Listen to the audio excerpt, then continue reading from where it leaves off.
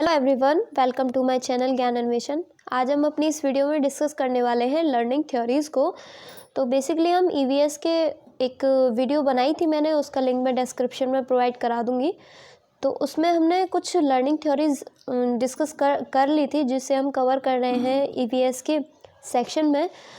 तो ये कुछ थ्योरीज़ रह गई थी जिसमें हम डिस्कस करने वाले हैं अल्बर्ट बेंड्यूरा, गेस्टाल्ट और कार्ल रोजर की थ्योरी को। तो बहुत ही ज़्यादा इम्पॉर्टेंट है ये वीडियो और सीटेट और एसटेट एस्पायरेंट्स के लिए। तो प्लीज़ वीडियो को पूरा ज़रूर देखें और इसे शेयर ज़रूर कर दें। ओके, तो सबसे पहले मैं आप सभी को दिवाली की बहुत बहुत हार्दिक शुभकामनाएं देना चाहूँगी। तो चलिए शुरू करते हैं अपनी इस वीडियो को। तो सबसे पहले हम डिस्कस करेंगे एल्बर्ट बेंड्यूरा की लर्निंग थ्योरी। तो बेसिकली इन्होंने सोशल लर्निंग थ्योरी दी थी, तो जिसमें ये कहते हैं कि किसी भी एज ग्रुप का बच्चा हो या फिर एडल्ट हो या फिर किसी भी एज ग्रुप का लिविंग बीइंग, हम बेसिकली लिविंग बीइंग के बारे में देखते हैं, ह्यूमन बीइंग के बारे में कंसीडर करते हैं। तो उसमें ये कहा गया है कि वो अपने नेबरर से ही सीखता है, यानी जिस सोसाइटी में वो रहता है उसी सोसाइटी से वो सीखता है। ओके, तो चलिए देखते हैं इसकी definition. Social learning theory is a theory of learning and social behaviour that initiates that new behaviours can be obtained by perceiving and imitating others. तो बेसिकली दूसरों के साथ में इमिटेट करके जो भी परसीव करते हैं, जो भी अचीव करते हैं, वो सब किस में आ जाता है? सोशल लर्निंग में आ जाता है। तो इसमें नेबरर्स का, फैमिली का, मतलब जिसमें भी हम इंटरेक्ट करते हैं उन सभी का बहुत ज़्यादा रोल होता है। अब आगे है इसमें, the theory is called as a bridge between behaviourist and cognitive learning. ये बहुत ही ज़्यादा इम्पॉर्टेंट है, एग्ज़ाम में पूछ लेते हैं कि वो कौन सी थ्योरी है जिसे ब्रिज कहा जाता है, किसके बीच में? बिहेवियरिस्ट और कॉग्निटिव लर्निंग के। तो बेसिकली ये क्वेश्चन पूछ लेते हैं, तो आप इसे याद रखना। Okay, because it encompasses recognition, remembrance and motivating forces। तो आगे चलते हैं। अब इसमें कुछ मॉडलिंग प्रोसेस होती हैं, कुछ लॉज होते हैं, प्रिंसिपल्स होते हैं जो कि इस थ्योरीज में बेसिकली काम करते हैं और वो सीक्वेंस वाइज वर्क करते हैं। सबसे पहले आता है उसमें अटेंशन। अटेंशन आपको पता ही होगा, ध्यान देना। ठीक है, कितने अटेंटिव हैं हम, कितने अटेंटिव होके किसी भी चीज़ को हम सीख रहे हैं। ठीक है, तो वो क्या कहलाता है? अटेंशन। अब बेसिकली इसमें क्या होता है? In order to learn you need to pay attention to any interruption may affect the advertency of learning. तो बेसिकली हम जब भी कोई नई चीज़ सीखते हैं या फिर हम कोई भी नई सिचुएशन में या फिर हम किसी भी सिचुएशन में होते हैं, तो हमारा वहाँ पे अटेंटिव होना बहुत ज़्यादा ज़रूरी होता है। अगर हम अटेंटिव नहीं होते और किसी भी तरह का इंटरप्शन होता है, यानी किसी भी तरह का रुकावट या फिर व्यवधान आती है, हमारी अटेंटिवनेस ढीली पड़ती है, तो उसमें क्या है, जो है लर्निंग में किसी न किसी तरह की कमी आ जाती है, यानी एडवर्टेंसी ऑफ लर्निंग को वो इफ़ेक्ट डालता है। तो ये सबसे फर्स्ट स्टेप होता है लर्निंग का, किसका? सोशल लर्निंग का। अब आगे आती है रिटेंशन। तो बेसिकली हम अटेंटिव हो करके, हम अटेंड तो थे, ठीक है, अब हम अटेंड हो करके हमने क्या सीखा, हमने उस कंडीशन से क्या सीखा, तो वो चीज़ क्या होती है? Retention. The ability to store information is the main part of the learning process. Okay, तो ये सिंपल सा है, क्लियर हो गया होगा। अब इसमें नेक्स्ट जो आती है प्रोसेस, मॉडलिंग प्रोसेस जिसे हम कहेंगे, वो होती है रिप्रोडक्शन की। अब रिप्रोड्यूस करना मतलब हमने जो भी चीज़ सीखा है, ओके, मतलब अटेंड होने के बाद में हमने रिटेंशन से जो भी सीखा है उसको हम किस तरीके से रिप्रोड्यूस करते हैं, किस तरीके से डिलीवर करते हैं, वो थर्ड प्रोसेस कहलाती है। यानी once recognition paid to the model and keeps the possessions of the information, it is the time to perform the behaviour you perceive.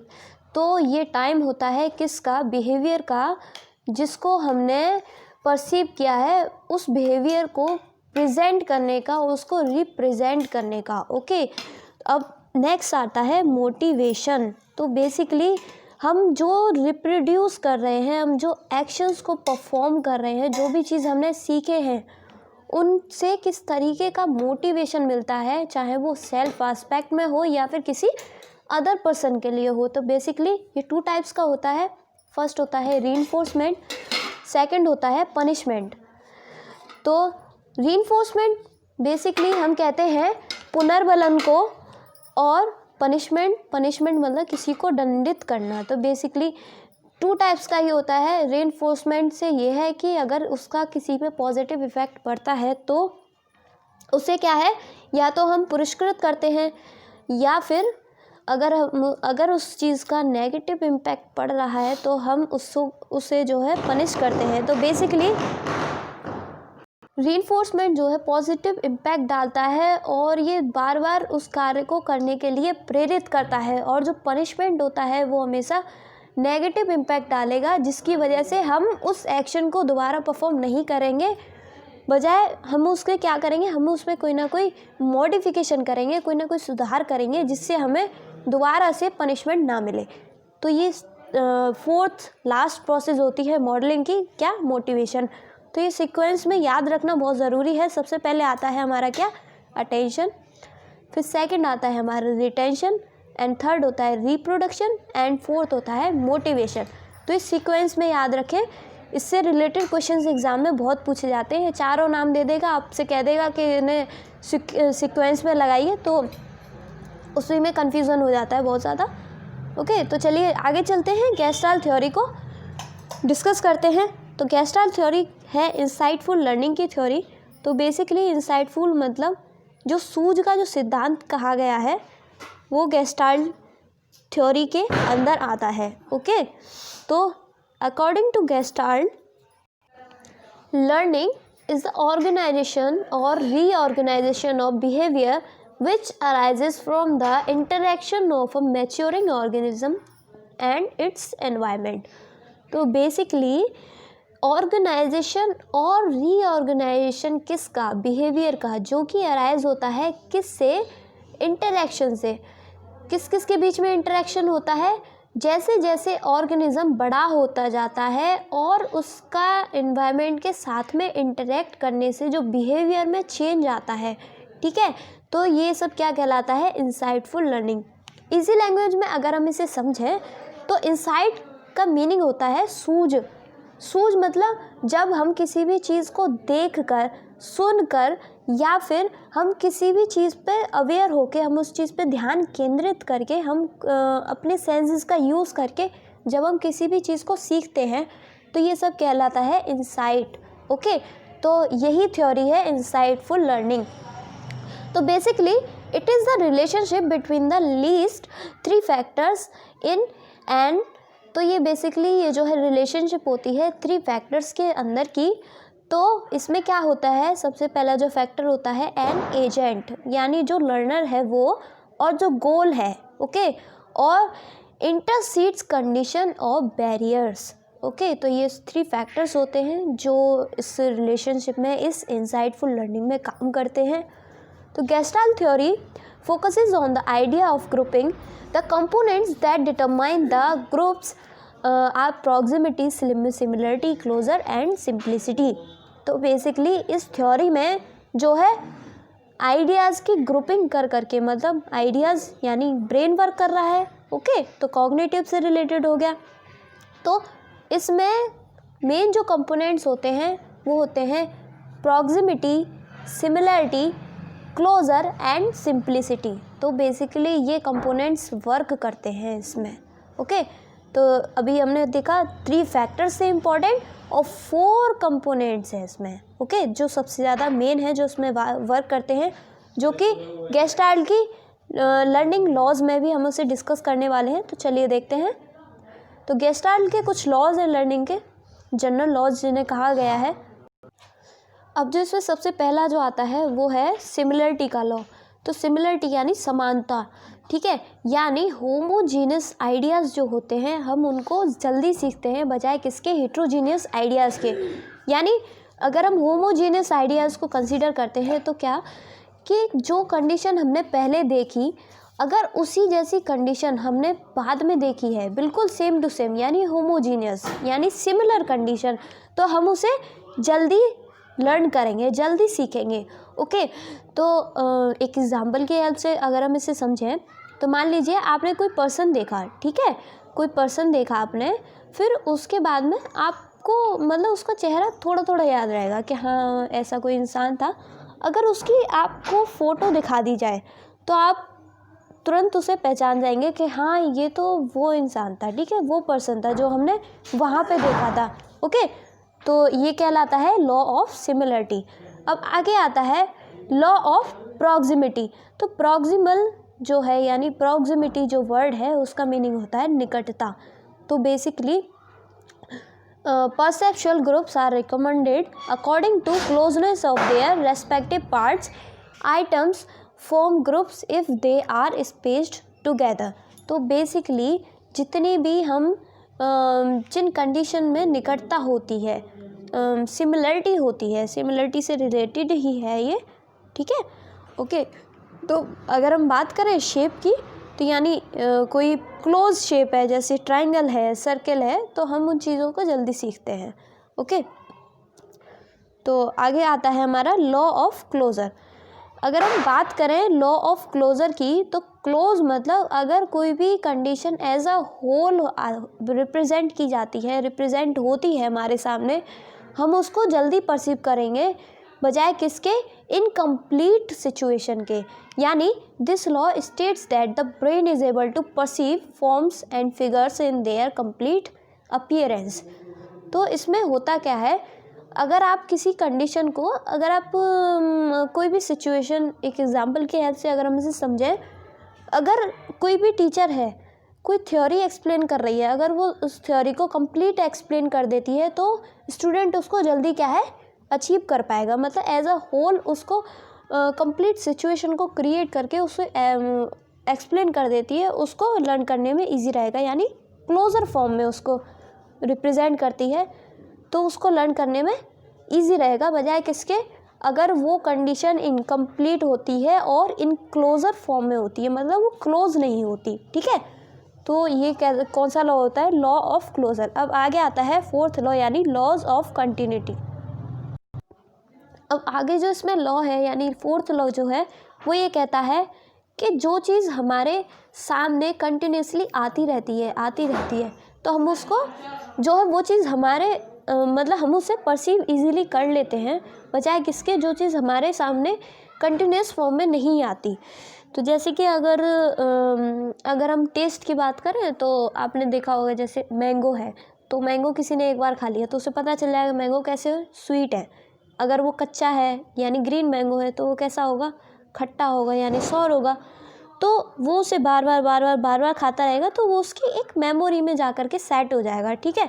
मतलब वो उसकी एक लर्निंग प्रोसेस ही तो हुई, मतलब वो क्या है, कंटिन्यूटी में आया, ठीक है, जिससे उसने उस चीज़ को परसीव कर लिया, उस चीज़ को लर्न कर लिया, परमानेंट हो गया वो उसके लिए। अब आगे आता है इसमें लॉ ऑफ कॉन्ट्रास्ट। तो लॉ ऑफ कॉन्ट्रास्ट में क्या होता है, जो कॉन्ट्राडिक्टरी अपोजिट थिंग्स होती है यानी जो असंगत चीज़ें होती हैं उनको भी जो है कोई भी पर्सन सीख सकता है। यानी जैसे अगर हम सीजन्स की बात करें तो जैसे कि अगर हम देखें गर्मियाँ कैसी होती हैं, ठंड गर्मी होती है, ओके, गर्मियाँ कैसी होती हैं, गर्म होती हैं यानी हीट होती है। तो हम उसको एज आइडिया लगा सकते हैं, तो विंटर्स कैसे होते होंगे कि कोल्ड होते होंगे, ठीक है। तो मतलब आइडियाज़ क्रिएट करके मतलब जो कॉन्ट्राडिक्टरी यानी असंगत जो चीज़ें होती हैं, अपोजिट चीज़ें होती हैं, उनके बारे में जो है एक तरीके से प्रेडिक्शंस लगा करके सीखना, ओके। तो वो किस में आता है, लॉ ऑफ कॉन्ट्रास्ट में। अब आगे आता है, ये तो हमारा गेस्टाल्ट थ्योरी तो कंप्लीट हो गई। अब हमारी जो लास्ट थ्योरी है, थर्ड थ्योरी इस सेशन की, वो है कार्ल रॉजर्स एक्सपेरिमेंटल लर्निंग। तो इसमें बेसिकली होता क्या है, कार्ल रॉजर जो है वो कहते हैं कि कोई भी ह्यूमन बीइंग हो वो हमेशा एक्सपेरिमेंट कर करके अच्छे से सीखता है। यानी एक्सपेरिमेंटल लर्निंग जो प्रोसेस होती है वो बहुत ज़्यादा इम्पोर्टेंट रोल प्ले करती है। एक्सपेरिमेंट आपने किए ही होंगे, जैसे साइंस वाले स्टूडेंट्स करते हैं, हर एक स्टूडेंट करता है। और अगर हम स्टूडेंट लाइफ को भी ना देखें तो डेली बेसिस पे हम एक्सपेरिमेंट्स करते रहते हैं कि देखता हूँ मैं इस चीज़ को मिक्स करके कि क्या बनेगा, है ना। तो वो चीज़ जो अंदर से जो वाइब्स जो क्रिएट होती हैं एक्सपेरिमेंट करने की, उस चीज़ से सीखी हुई चीज़ें क्या होती हैं, बहुत ज़्यादा इफ़ेक्ट डालती हैं किसी भी पर्सन की लर्निंग प्रोसेस पे। ओके, अब देखते हैं इसमें experimental learning is a dynamic process in which students learn facts through discovery and investigations. तो एक्सपेरिमेंटल लर्निंग का एक बहुत ज़्यादा पॉजिटिव इफ़ेक्ट ये होता है कि वो लर्न करता है किससे, डिस्कवरी और इन्वेस्टिगेशन कर करके, और वो कैसा होता है उसकी परमानेंट मेमोरी में जा कर के फिट हो जाता है। तो कार्ल रॉजर यही कहते हैं, it is a student centre approach. तो ये कैसी होती है, स्टूडेंट सेंटर्ड अप्रोच होती है, यानी इस अप्रोच में, इस उपागम में जो है बच्चे को पूरी तरीके से फ्री छोड़ दिया जाता है कि वो एक्सपेरिमेंट करे, उसको रिसोर्सेज प्रोवाइड किए कराए जाते हैं डिफरेंट टाइप्स के, तो वो उन्हीं को असेंबल कर करके कुछ ना कुछ मतलब एक्सपेरिमेंट्स करके वो नया सीखता है। ओके, और उसी से जो है हर एक स्टूडेंट्स की नीड्स और डिज़ायर की लेवलिंग होती है, उसी से पता चलता है कि इंडिविजुअल डिफरेंसेस, यानी किस बच्चे की किस चीज़ में रुचि है। ओके, अब आगे आता है learning takes place from both victories and mistakes. तो लर्निंग जो है हमेशा किस किस से आती है, या तो इंसान जीतता है उससे भी सीखता है, और हारता है उससे भी सीखता है।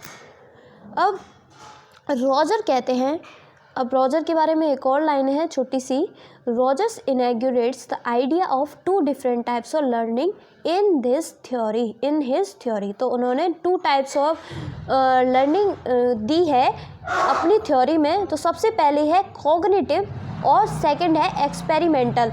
कॉग्निटिव यानी जब तक हम सोचते नहीं हैं, कि जब तक हम अपने ब्रेन से कोई भी सिचुएशन जो हमारे सामने क्रिएट हो चुकी है हम उसको सॉल्व करने का सोचते नहीं है, तब तक हम एक्सपेरिमेंट की तरफ बढ़ ही नहीं सकते।